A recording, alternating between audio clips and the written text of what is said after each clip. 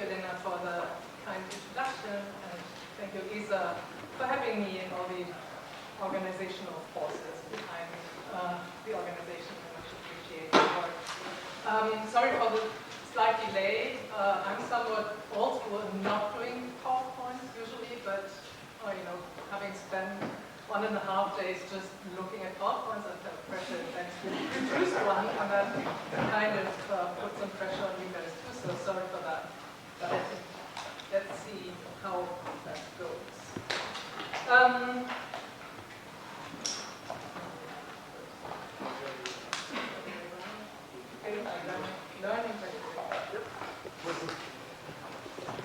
This is part, the Ecological Uncanny is part of a new project.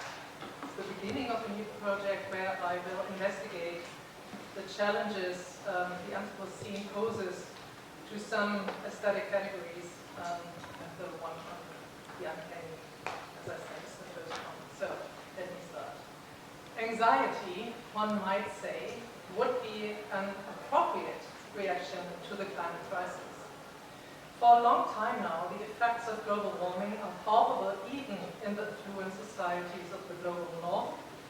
They can no longer be externalized even there to distant futures and distant countries. The enormous destructive power of flash floods can, as is becoming apparent, hit the Spanish city of Valencia just as hard as Ahrweiler in the German Ahr Valley. Devastating wildfires can reduce large districts of California to ashes just as much as they can destroy large parts of Greece. Nevertheless, there has been no widespread panic so far. The angry and desperate outburst, "I want you to panic," with which Greta Thunberg, then 16 years old, confronted the leaders of the World Economic Forum in Davos in 2019, has become very famous.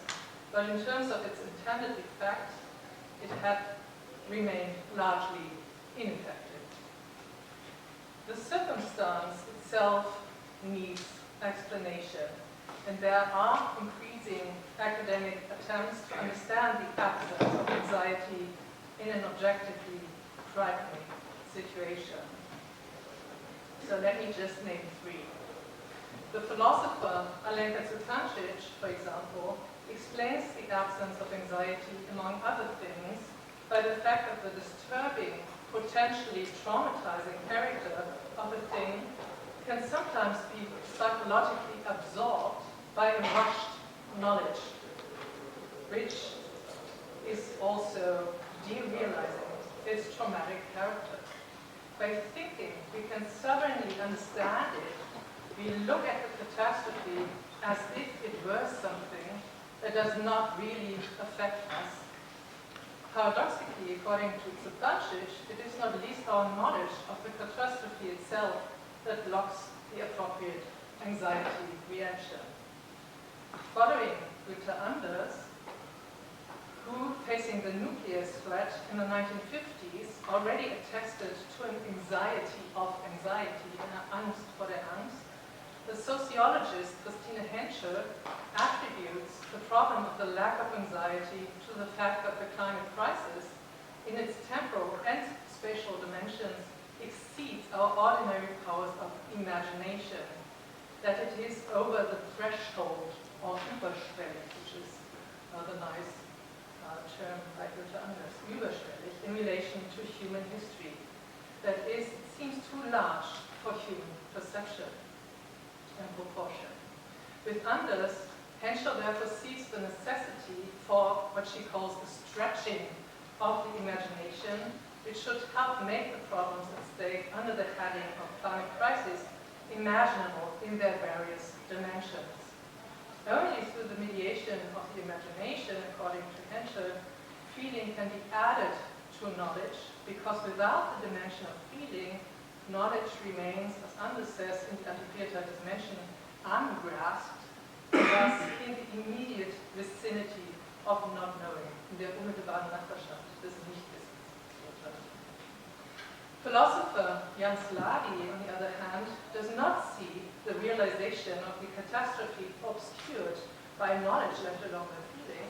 Rather, he sees the problem in what is established as social normality, right down to the affective households of the individuals. Thus, the lack of an appropriate affective response to the climate crisis is due not least to a deep investment in the status quo, according to Slavi. The way affluent societies understand themselves and the world is based on a socialized disregard for the environmentally harmful and socially unjust implications of their own way of life. According to Slavi, it is therefore mainly a habitualized bourgeois coldness that is responsible for what he calls the socially unfelt, das gesellschaftlich ungefühlt.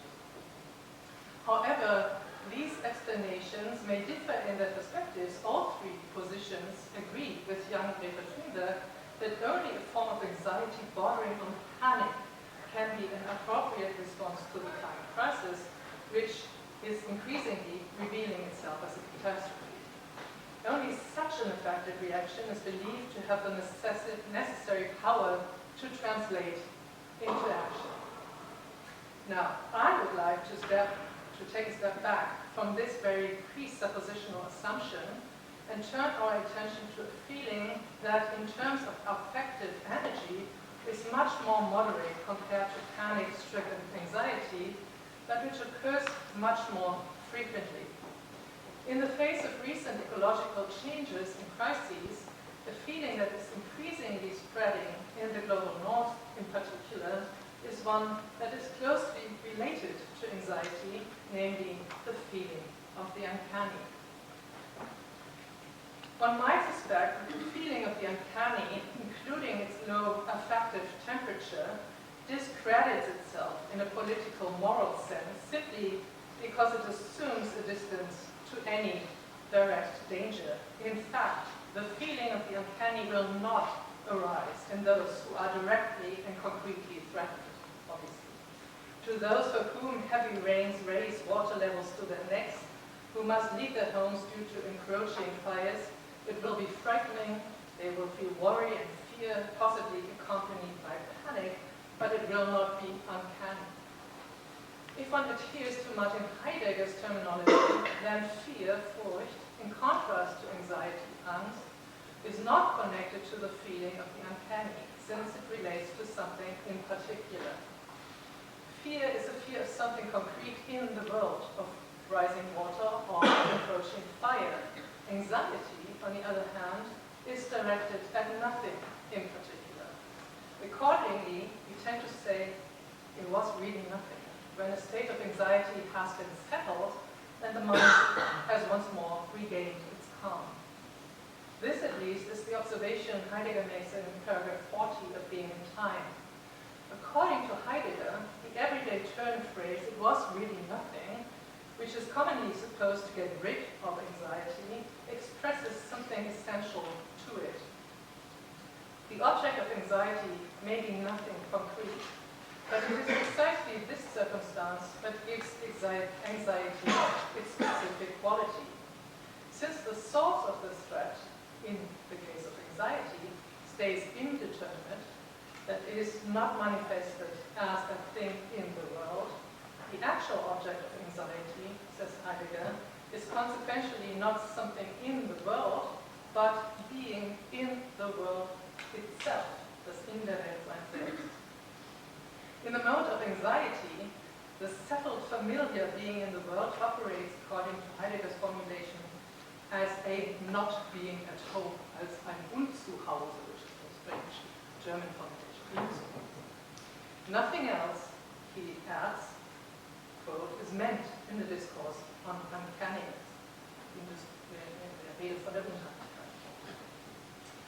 Anxiety and uncanniness are thus closely related. Then again, one might wonder whether this Heideggerian determination fails as far as it concerns the climate crisis. Unlike its respective manifestations in extreme weather events, global warming as such cannot be grasped like a sensory object in the world. But it is not nothing. Timothy Morton, one of the best-known voices in philosophically ambitious eco-criticism, thus speaks of global warming as a hyper-object. According to Morton, hyper-objects are characterized not only by their enormous temporal and spatial dimensions, which exceed human proportion, but also by the fact that it is impossible to localize them. Thus, no effect of the hyper-object global warming, no matter how extreme it might be it in the form of floods, droughts, or hurricanes, is itself the hyper-object global warming. In other words, never does the existence of the hyper-object reveal itself to the senses as such, which is why it is still fundamentally latent and can occasionally be forgotten. When, in our dark times, the news once again concentrates on manifest wars and conflicts, it can therefore seem as if, at least ecologically speaking, everything is as usual, as if it were really nothing. Yet we know about the reality of global warming, and we can even visualize this reality using models and statistics. But understanding things abstractly does not mean realizing them, concretely imagining them, and effectively assimilating them. In the context of climate change, the I know response is primarily a symptom of defensiveness and not an expression of truly understanding the issues at hand. Rather, there is a gap between knowing about global warming on the one hand and imagining and feeling its reality and consequences on the other. This is because global warming is not only over the threshold, überschwellig, in relation to human proportion, it resists sensory comprehension altogether. The fact that a hyper-object, global warming, still eludes the senses in spite of its latent omnipresence is just one of the aesthetic, from aesthesis in the sense of sensory perception, problems on the horizon of anthropogenic climate change. Similarly defiant,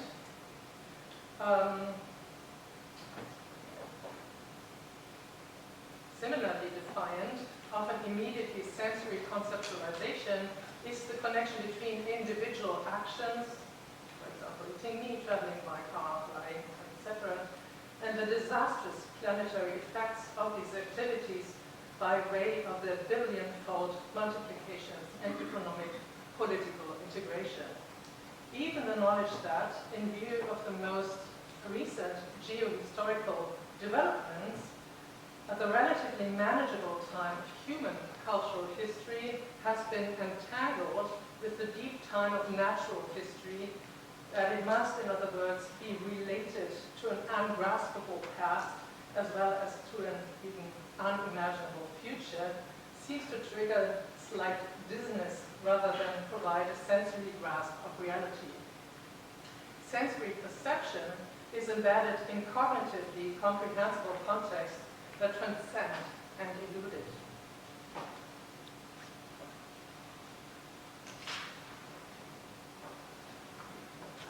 In the experience of the ecological uncanny, then one perceives the latent presence of relations which elude sensory perception in that which can be sensorially grasped. It is thus a hybrid, to recall Heidegger's conceptual distinction once more, between the fear of something determinate and anxiety of something indeterminate. Its object is not nothing, but rather something that exceeds perception, but is nonetheless real. In such an experience, the familiar becomes unfamiliar. This effect of the uncanny feeling corresponds to a well-known definition of the uncanny, the familiar becomes unfamiliar, but the alienation of the familiar happens here in such a specific way that it is worth distinguishing from other ways in which the familiar can become unfamiliar. When in 1978 a cyclone comes out of the blue and disrupts the campus life of a young student in Delhi, to borrow an example from writer Amitav Ghosh, in his essay, The Great Derangement, it is a disturbing, earth-shattering experience for the young student. It was Amitabh Ghosh himself. Once the tornado has gone away, the campus is left quite literally standing on its head. Such an event undoubtedly belongs to the register of the terrifying, and its occurrence, due to its improbability, may also be perceived as exceptionally weird, as out of place. According to the British cultural studies scholar Mark Fisher, something qualifies as weird when it constitutes an unassimilable strangeness in the image of the familiar, like a tornado on one's own campus. Unlike Ghosh, who associates his experience with the concept of the uncanny, I believe that the tornado in Delhi in 1978 was perhaps a weird phenomenon, but not an uncanny one. For in this case, the weird disruption of the familiar world transpired at the level of the manifest. The uncanny, on the other hand, has to do with something that remains latent to perception.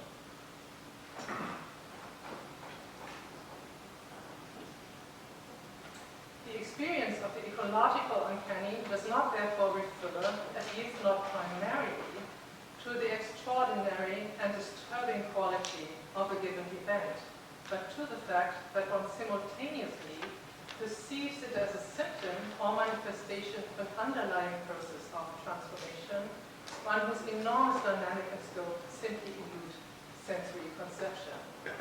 What seems uncanny, therefore, is not so much the individual event, however improbable, as the repeated occurrence of the extraordinary. It is precisely this that distinguishes the situation in 1978 from today's, in which, as Ghosh himself notes, I quote, "The word uncanny has begun to be used with ever greater frequency," end of quote. What seems uncanny in this context, however, is not the one destructive hurricane, however real. Rather, what seems uncanny is the fact that news of such storms occurring repeat in ever shorter intervals. It is not just the one unprecedented forest fire that creates an uncanny impression, no matter how disturbing it is, like the one in Canada in 2023, whose effects on air quality could still be felt around 1,000 kilometers away in New York. Rather, such fire seems uncanny when considered in the context of a series of other unprecedented fires in recent times, from the devastating bushfires in Australia in 2019 and 2020 to the largest forest fire in the history of Greece in 2023 and then 2024 to the greatest destruction by fire that Los Angeles has ever seen in early 2025. In other words, the fact that the list of examples of unprecedented ecological events could go on, and that the improbable repeats taking place in shorter and shorter intervals is an important part of experience each individual event as uncanny.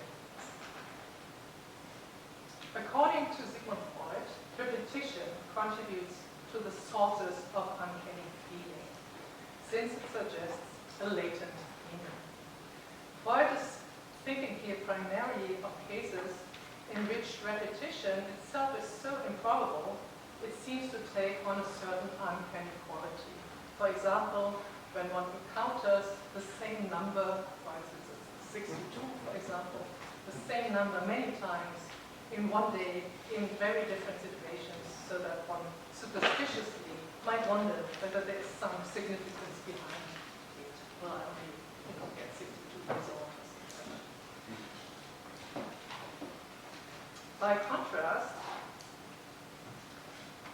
the ongoing series of unprecedented natural catastrophes that we are witnessing in our time cannot be called improbable.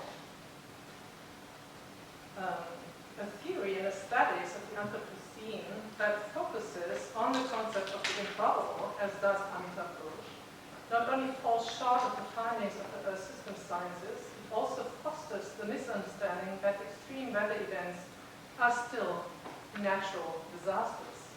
If extreme weather events can indeed be perceived as uncanny, it is not because they reveal the potency of a force of nature that is essentially alien and unpredictable to humans, a force that has always been latently present and must merely be recognized during the course of extreme weather events.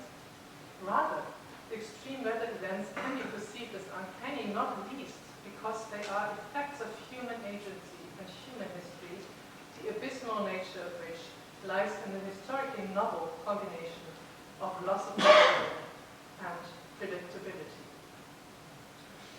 Thanks to the work of climate research and earth system science, we know that the repeated occurrence of the improbable has itself become probable. This gives the repetition a significance that has nothing to do with superstition. On the contrary, the deeper meaning of the recurring phenomena is, in this case, an effect of scientific reasoning, and this is not done secretly but publicly. This is also the reason why the experience of the uncanny is not felt by climate deniers, but by those who are reasonably receptive to the messages of science. The former, the nihilists, only want to see an accidental or even unrelated and therefore unconcerning series of individual, weird, natural catastrophes. The latter, on the other hand, sees something other than unrelated natural catastrophes. They see the effects of a change in climate, which can be traced back to the imprints of humans, effects which nonetheless are obviously not controlled by them in any way. A change, then, that alters the meaning of individual events to such an extent that they can no longer be referred to as natural catastrophes. It is not the former who are significantly scientifically enlightened, but the latter. On the horizon of ecological crisis and shifts, the uncanny feeling of a far-reaching significance, which may befall someone in the perception of individual scenes, but which is not disclosed by those scenes themselves, has moved to the side of enlightenment. The fact that the feeling of the uncanny no longer occurs as an expression of superstitious attitudes, but instead as a side effect of scientific enlightenment, changes the status of the feeling itself. In 1919, Sigmund Freud attributed the feeling of the uncanny to the latent effectiveness of supposedly overcome beliefs, such as superstition or animism. For him, it was a symptom of a certain backwardness. Today, on the other hand, the feeling of the uncanny corresponds precisely not to the continued effect of convictions believed to have been overcome by enlightened rationality, but rather to the slow infiltration of new scientific findings into everyday knowledge. The feeling of the uncanny now appears to be progressive rather than regressive. The reality principle is now on the side of those who are afraid, or who at least have an uncanny feeling in their relationship to the world around them. For the theory of the uncanny, this once again confirms the Freud's observation that, I quote, people vary so very greatly in their sensitivity to this quality of feeling, end of quote. The politically disputed status of this sensitivity reveals just how much the sensitivity depends on the general validity of bodies of social knowledge. In this sense, the disposition for the uncanny appears to be a transitional phenomenon. It appears precisely where a body of knowledge believed to be overcome still has an effect, as in superstition in the modern world, or where a newly prevailing knowledge is just beginning to take effect, like in our situation. However, the statement that today a disposition towards the feeling of the uncanny emerges primarily in cases where science's most recent discoveries are beginning to be accepted by a broader public does not take away from the abysmal character of its experience. The knowledge that things are more and other than what they appear to to our immediate senses inevitably estranges the perceiving subject from the inconspicuous familiarity of their respective life world. In knowing of the embeddedness of the life world in contexts that transcend it, one should not immediately conclude, as Timothy Morton does, that this insight amounts to the end of the world, namely to the end of the concept of life world as such. Nevertheless, it can be said that the feeling of the uncanny, in the feeling of the uncanny, we are in fact dealing with a quite far-reaching, literally unsettling, radical unsettling of our understanding of the world and of ourselves. At the same time, however, such an unsettling also contains the potential to change respective world and self-understandings. It was the German psychiatrist Ernst Jentsch who first associated the uncanny with the experience of intellectual uncertainty, intellectual Unsicherheit.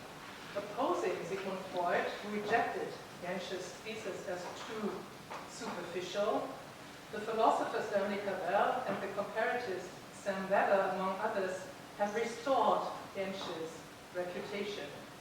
In his essay, The Uncanniness of the Ordinary, Cavell interprets the uncanny as an unsettling of the ordinary world brought about by a philosophical question, that of skepticism, in the case of Cavell. Once initiated, the movement of undermining all certainties triggered by this intellectual impulse is, as Cavell emphasizes, irreversible. Something similar might be said for the ecological uncanny. It is unthinkable without an impetus from the field of science, and likewise the process of intellectual destabilization, once begun, is in principle irreversible. Separate the observer from the observed and draws him into the scene of its observation. Distance also collapses in the ecological uncanny. When looking at extreme weather events, at harsh or flooded landscapes, those who have been touched by the findings of science, those who have become sensitive to the affective quality of the uncanny, can no longer be neutral, distant observers. With the knowledge of the anthropogenic dimension of global warming, the modern dualism collapses through whose epistemic scheme Western philosophy long believed that it could neutrally oppose its epistemic subjects to nature. We have always been present in the scenes of supposedly alien natural forces. The uncanny encounter with the unintended effects of our own action causes at least an unsettling, and for the members of affluent societies, unpleasant if not shattering recoil into the practical dimension of their own self and world relations.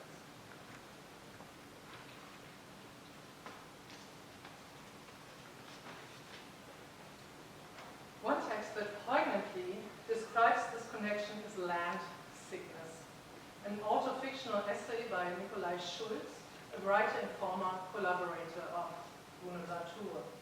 It is a nightmarish description of yet another unbearably hot summer in France, in which all the familiar ways of being in the world strike the protagonist as fundamentally wrong.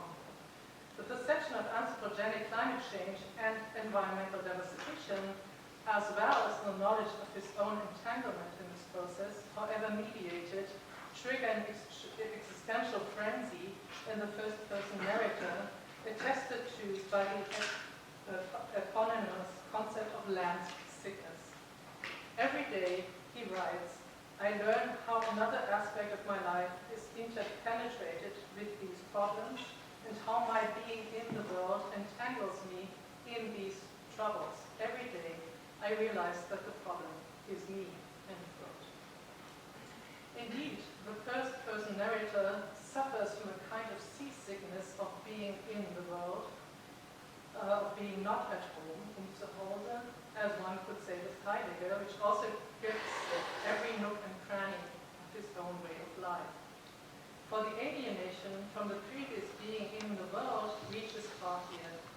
It affects the bond with the beloved grandmother, whose lifestyle becomes the object of generational conflict. It further includes the habit of dealing with one's own problems by traveling, and even extends to everyday activities such as eating or the unchallenged commonplaces of comforts like clothing, air conditioning, and long showers. Finally, it encompasses even a desire to become the author of a book, as the production of books has also lost its innocence in ecological terms. Such alienation from one's own way of life necessarily goes hand in hand with an uncertainty about one's own position, one's own subjectivity. Not being at home here seems to have a tendency to encompass everything. Quote again, sitting up in bed, hands locked between my thighs. It seems that the only stable structure left is the wall supporting my back. I lack a sense of direction and have lost my bearings.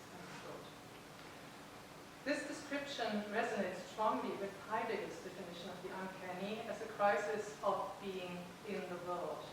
In What is Metaphysics, Heidegger says that in anxiety, likewise defined here precisely as a feeling of the uncanny, being appears to move in its entirety, move away. Anxiety, according to Heidegger, lets us float, since it causes being to slip away entirely. In this lies the fact that we being humans, slip away from ourselves in the midst of being. Therefore, it is fundamentally not uncanny to you or to me, but rather to one. Only the pure being there in the disruption of this floating, in which it cannot hold on to anything, is still there.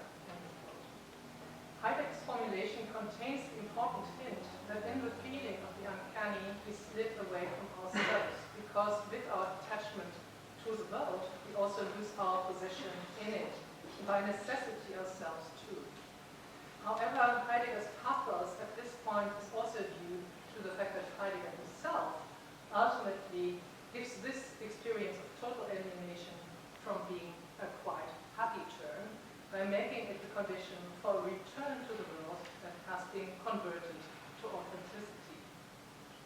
Through the uncanny experience of not at home, those experiencing it would be released from the lethargic being at home, the average everydayness, as it is said in Heidegger, to be set free for its own possibilities.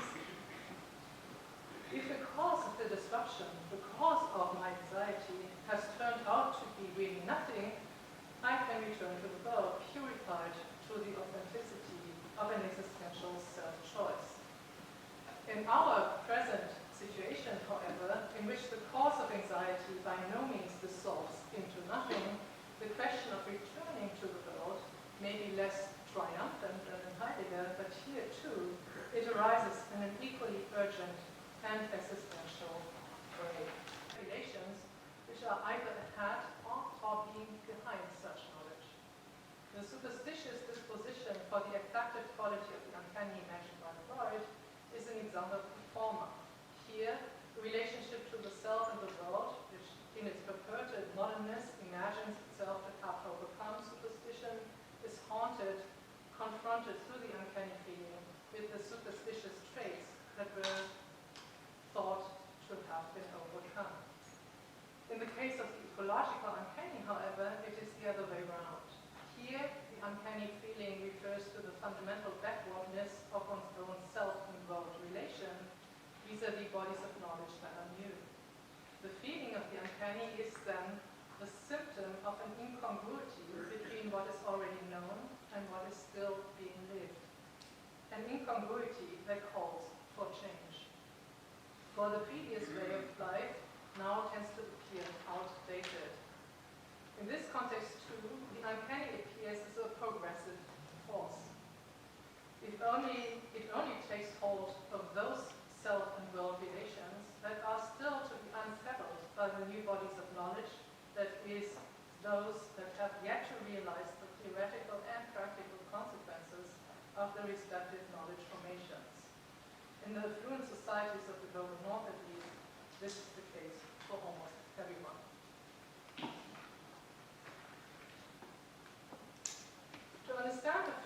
the uncanny that is currently taking hold in these societies as a force of change means to no longer understand the uncanny as something that needs to be overcome. Rather, what needs to be overcome is the relationship to the self and the world that this feeling has unsettled. Stanley Cavell and Sam Weber also argue in this direction in their respective interpretations of the uncanny. According to Weber's interpretation in The Legend of Freud, it is the fixation on certitude as the force driving the project of constituting and securing an autonomous subject, which is thrown into crisis by the uncanny experience, and both agree, indeed, rightly so. For Cavell, the questioning of all certainties, experienced as uncanny unsettling, works towards an insight into the very limits of knowledge, and for Sam Weber, uncertainty regarding one's own standpoint provokes an enlightened insight into the perspectival dependency of all world disclosure. In both cases, the experience of the uncanny proves to be a necessary element on the path to correcting a relationship to the self and the world that has been distorted by Cartesianism. Consciousness haunted by the ecological uncanny too is still within the zone of Cartesian influence.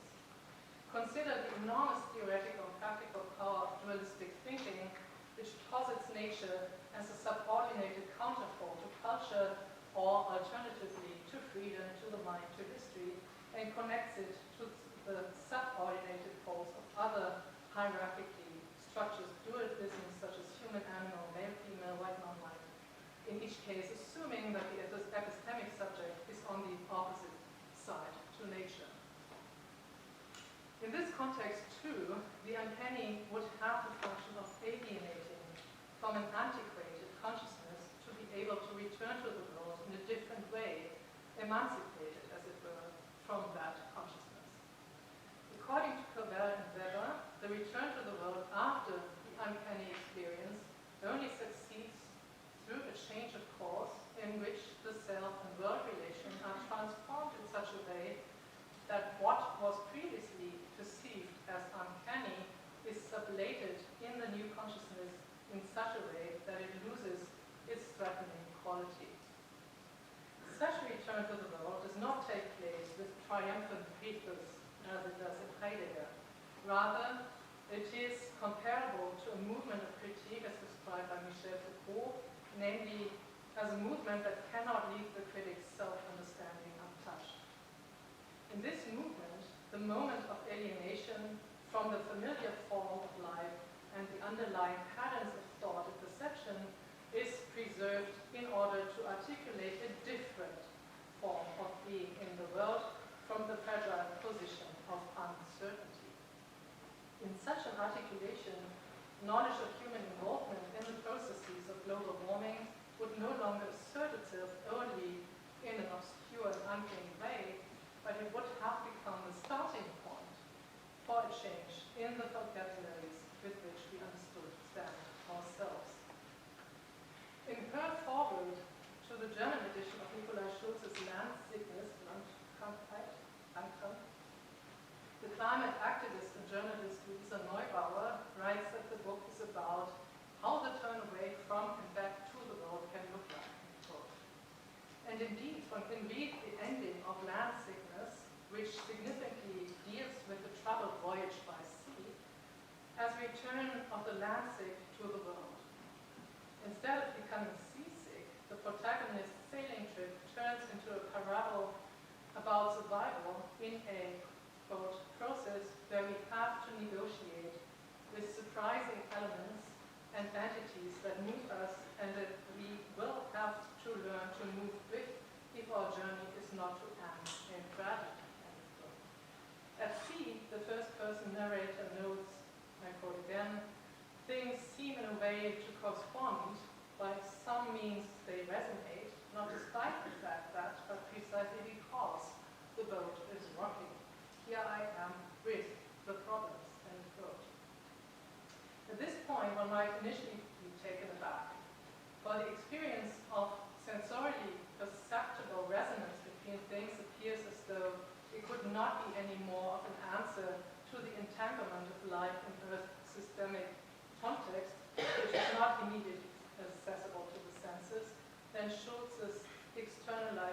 existentialism could be the political solution to the crisis of capitalist economy, production, and way of life that he describes.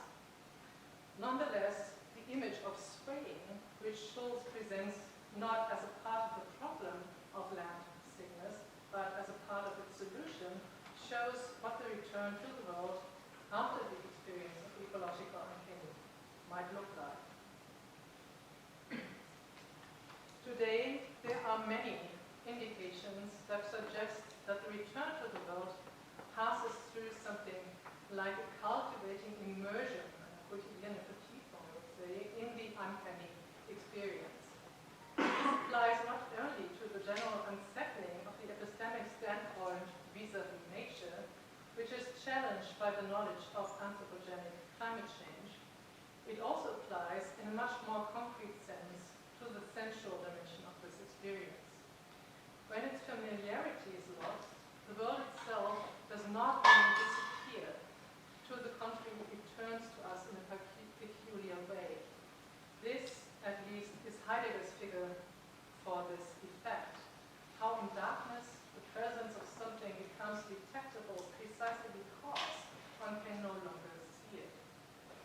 Since the everyday accessibility of being, that is, the way in which we usually see and simultaneously grasp something, withdraws from us in the mode of not being at home, it arises in its impenetrable materiality as something fundamentally different from the everyday concepts that we might normally assign to it.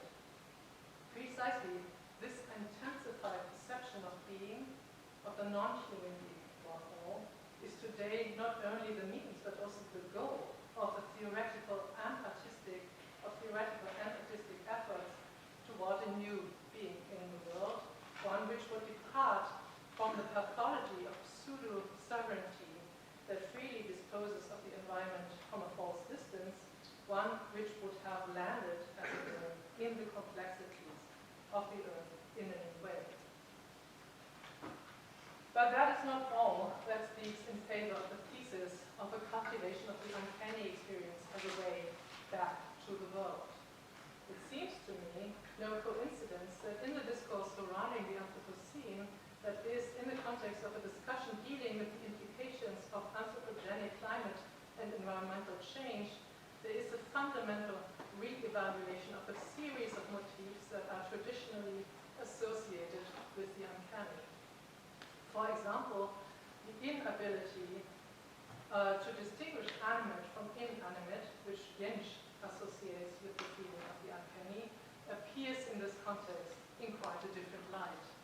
Under the sign of new materialisms, a sensibility is promoted which recognizes the obstinacy and agency of that which Western philosophy had previously dismissed as mute, as inanimate, disposable mass. Even animism, which Freud, as we've heard, is credited as a regressive remnant of the Enlightenment, now appears as a respectable resource for reflecting on the necessary reorientation of thinking and the perception it guides. What is attractive about animism is not only its opposition to Western modernity, but also the cosmologies and practices that it encompasses and that carry out the distinctions and separations of dualistic thinking either differently or not at all by, as Anselm Frank and Irene Albers put it, subjectivizing, socializing nature of things. In the theoretical and artistic reconsideration of animism, the supposedly outdated body of belief, in other words, forms an alliance with the latest scientific findings, founded on their respective potential to unsettle the convictions of Western modernity. Another familiar motif of the uncanny that recurs in modified form in contemporary discourse is the presence of non-human living beings. The gaze of a cat or the screech of a crow can appear uncanny, or as Mark Fisher would have it, eerie, because they raise the question of an agency that is unfamiliar in relation to the human. Yet the feeling that something uncanny lies in the presence of non-human beings is also an unmistakable sign, Amitav Ghosh states, of the emerging were never alone, that we have always been surrounded by beings of all sorts who share elements of that which we have thought to be most distinctively our own, the capacities of will, thought, and consciousness, end quote. Even in view of the growing awareness of non-human consciousnesses and modes of perception, this is not a matter of reversing or otherwise overcoming the inherent unsettling of the anthropocentric gaze. It has much more to do with deepening the corresponding forms of attention and shifting into a new, less narrow-minded being in the world. Today, finally, even the classical motif of the uncanny or the ghostly and spectral return of the dead, or existence of the dead, gets a new twist. In view of extinct species, destroyed forms of life, and ruined landscapes, it seems immoral to immunize oneself against the haunting of the destroyed and lost. Accordingly, one strives to cultivate a receptivity to the ghosts of haunted landscapes and to mobilize this sensibility against the systematic forgetting that drives the history of environmental devastation. In all these developments, that are developments in theory and in art, it becomes clear that the ecological uncanny does, in fact, lead back to the world. If one is to cultivate one's experience in such a way that it loses its horror. It is by no means a paradox that what seems frightening to modern Western consciousness points the way to a future that would have something to counter the frightening destructive force of that same consciousness. For such a future to occur, philosophy, art, and politics must cooperate. At least in this respect, I would say, the science of our